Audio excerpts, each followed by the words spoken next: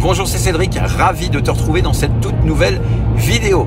Comme tu peux le voir, aujourd'hui c'est une vidéo voiture. Si tu es habitué à me suivre sur ma chaîne YouTube depuis quelques temps, tu sais que occasionnellement, comme ça, quand j'ai du temps à perdre, eh bien, c'est le moment où je me dis tiens, je vais poser mon téléphone et puis je vais évoquer certains sujets pour aider les chanteurs.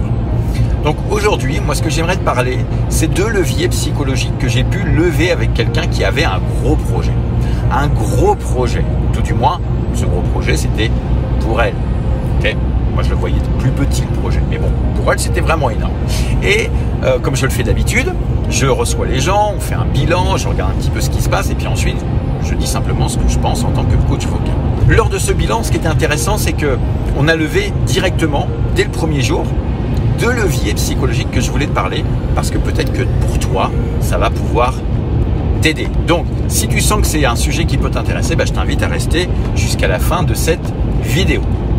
Mais avant tout ça, je voulais quand même t'informer qu'aujourd'hui, c'est le dernier jour pour profiter de l'offre de lancement de la formation que j'ai sortie la semaine dernière qui s'appelle Chanter en public en 14 jours et c'est aujourd'hui. C'est la fin ce soir. Alors, je ne sais pas à quelle heure tu vas arriver sur cette vidéo. Je ne sais rien du tout. Ce que je sais, c'est que si tu arrives demain, c'est fini. Tu ne pourras pas en profiter. L'offre de lancement se termine ce soir. Donc, j'espère pour toi que tu arriveras sur cette vidéo pour pouvoir en profiter et puis découvrir cette formation qui peut grandement t'aider. Pour tout ça, tu pourras retrouver tout dans le descriptif en dessous, le premier lien que je vais te laisser dans les descriptifs et dans les commentaires. D'accord? Voilà, revenons à nos deux leviers psychologiques que je te parlais. Donc c'est une personne qui avait un projet, comme je te dis. Elle est venue me voir et puis son projet, c'était de chanter dans 6 mois pour quelqu'un de proche. C'était sa famille. Et c'est pas tout, en plus de ça, c'est que elle voulait faire ça ensuite avec son frère qui était guitariste. Donc super beau projet, c'était génial. Moi j'aime bien les personnes qui s'engagent comme ça et puis qui viennent ensuite me voir pour dire bon voilà, qu'est-ce qu'il faut que je fasse? Est-ce que je chante bien? Est-ce que tu penses que ça peut le faire, etc. Donc, comme je te le disais tout à l'heure, nous avons fait un bilan. Suite à ce bilan, ce que j'ai pu apercevoir, c'est qu'elle savait chanter. Elle avait les bases. C'était pas une chanteuse de ouf, bien sûr, mais il se passait quelque chose. Ça, déjà, c'est très bien. Mais elle avait une telle estime vraiment minime d'elle, qu'elle avait l'impression que sa voix c'était pas terrible et que finalement elle avait mis son projet sur 6 mois plus tard, ce qui est énorme. Et nous avons donc évoqué ce premier levier psychologique. Je lui ai dit tout simplement qu'il ne fallait pas attendre de savoir chanter correctement pour se lancer. Que ça servait à rien de mettre quelque chose dans 6 mois si elle pouvait le faire dès la semaine prochaine. Alors elle me dit attends mais non mais Cédric c'est pas possible, tu vois bien, je chante pas bien et tout ça. Alors je lui dis oui, non, ok. Pour toi, tu as l'impression de ne pas bien chanter. Mais ce qui est important de comprendre, c'est qu'il ne faut pas attendre de bien chanter simplement pour faire plaisir à quelqu'un. Quand on veut faire plaisir à quelqu'un, cette personne-là, elle n'attend pas forcément d'avoir le super chanteur, la Mariah Carey, la diva, etc. face à cette personne. La personne qui reçoit ce cadeau, elle est déjà très contente de recevoir ce type de choses. Donc en plus de ça, bon, si ça chante bien, tant mieux, mais c'est pas forcément ça qu'elle va retenir. C'est l'intention, ce qu'aura fait cette personne pour faire plaisir à quelqu'un. Et ça, franchement, ça lève quelque chose. On n'est pas obligé d'attendre de super bien chanter et de mettre des projets sur une grande durée pour pouvoir les réaliser. Et puis des fois, il y a des personnes qui mettent ça sur une longue durée et finalement ne le font pas parce que c'est des projets qui sont bien trop durs pour eux des fois et beaucoup trop longs.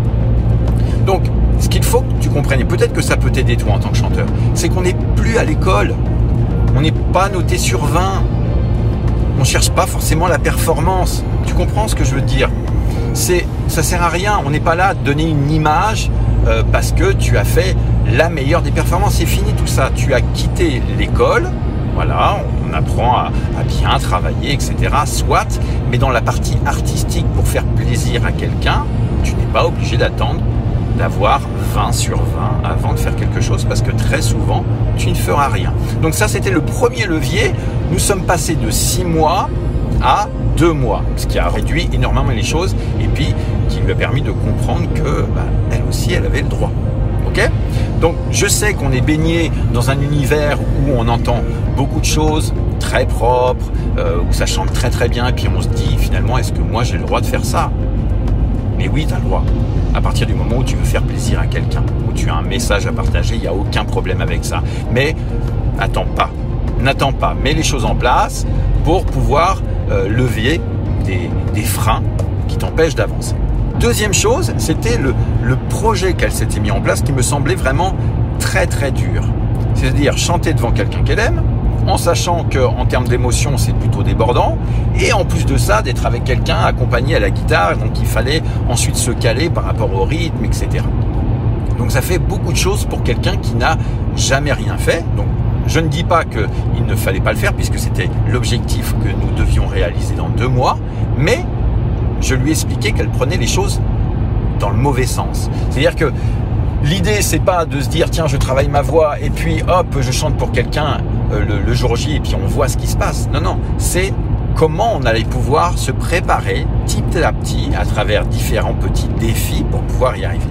Alors, nous avons fait plusieurs défis qu'elle a justement bien réussi, et le jour où elle avait son gros objectif à réaliser, pouf, ça s'est plutôt bien passé. Pourquoi ? Parce que en amont, nous avons préparé des choses qui l'ont aidé. Et ça a levé encore un aspect psychologique, parce qu'elle s'était dit dans sa tête, oh là là, ça, bon j'ai peut-être pas le niveau, mais je vais essayer. Et puis toute l'angoisse, tout le stress se met en place, et ça c'est vraiment destructeur pour tous les chanteurs. Alors si toi, peut-être que tu es comme ça, c'est-à-dire que tu veux bien faire les choses et c'est très bien, tu sens que émotionnellement, il y a des fois c'est un peu débordant et c'est compliqué, souvent par rapport à un projet que tu t'es mis à long terme, et puis peut-être que tu ne feras rien.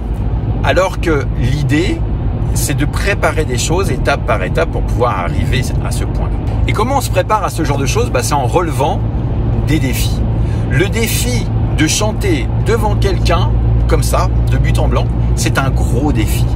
Ceux qui arrivent à le faire, c'est très courageux. On prend des fois le problème à l'envers en pensant que c'est plus facile de chanter devant une personne que de chanter devant plusieurs personnes. Et ça, c'est une erreur.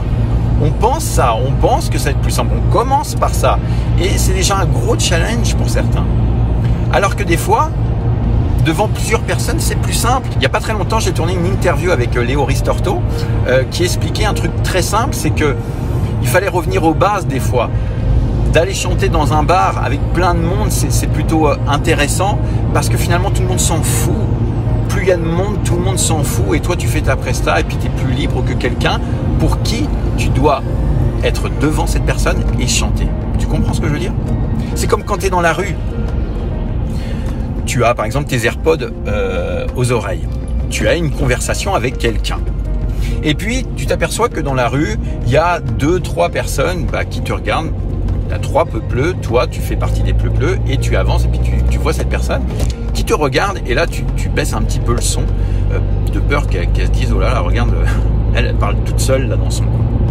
Alors que, à contrario, je sais pas, tu vas te retrouver en plein Paris avec des milliards de personnes et là, pour le coup, tu n'en auras rien à secouer. Rien à secouer, tu seras peut-être même tenté à parler plus librement parce qu'il y a plein de monde et puis tout le monde s'en fout. Et suite à ça, elle a réussi son projet. Alors pas des plus parfaits, il n'y a jamais rien de parfait et on apprend de ce qui s'est passé pour pouvoir avancer puis de faire de mieux en mieux. Mais elle avait quelque chose de solide, de construit, avec des étapes, avec des défis à relever. Et tout ça, moi j'ai rassemblé tout simplement ça dans une formation qui se termine, comme je te disais, ce soir pour l'offre de lancement que tu vas pouvoir découvrir en cliquant sur le lien que je te laissais juste en dessous. Donc si tu sens que toi tu as ce type de projet, tu n'es pas forcément le chanteur de demain, mais que tu as envie de faire plaisir à quelqu'un, mais le fait de te lancer, de chanter face à un public ou face à une personne, c'est quelque chose qui est un petit peu compliqué pour toi, émotionnellement comme vocalement, eh bien je t'invite à venir découvrir cette formation Chanter en public en 14 jours. Tu vas voir, ça va lever plein de points psychologiques pour pouvoir t'aider. Plus toute une méthode qu'il faudra que tu fasses avant de chanter, pendant que chanter en cas de problème, les moments d'urgence, qu'est-ce qu'on fait dans les moments de difficulté et surtout, qu'est-ce qu'on fait après qu'on a fait notre prestat? Comment on fait pour évoluer encore et encore? Voilà, j'espère que cette vidéo t'a plu, que ces 2 leviers psychologiques ont pu t'aider et puis on se retrouve dans de prochaines vidéos. Bye bye.